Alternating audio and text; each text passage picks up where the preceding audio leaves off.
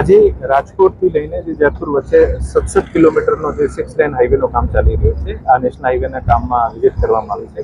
આજે national highway ઓથોરિટીના અધિકારીઓ, agency વરા ઇન્ફ્રાસ્ટ્રક્ચરના અધિકારીઓ, પ્રાંત અધિકારી, મામલતદારશ્રી અને ટ્રાફિક પોલીસના પણ અધિકારીઓના સાથે આજે વિઝિટ કરવામાં આવી રહી છે.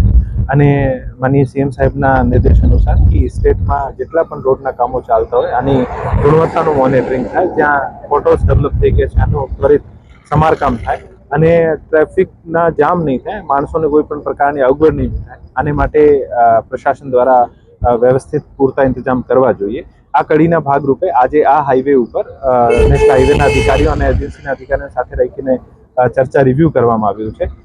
અમુક જે પોઈન્ટ્સ જે છે કે જે 14 જેવા પોટેન્શિયલ સ્પોટ છે જ્યાં વારંવાર આપણું જામ થાય છે, ત્યાં ટ્રેન્સ મૂકવામાં આવી છે અને નેશનલ હાઈવે દ્વારા ટ્રાફિક માર્શલ્સની નિયુક્તિ કરવામાં આવી છે.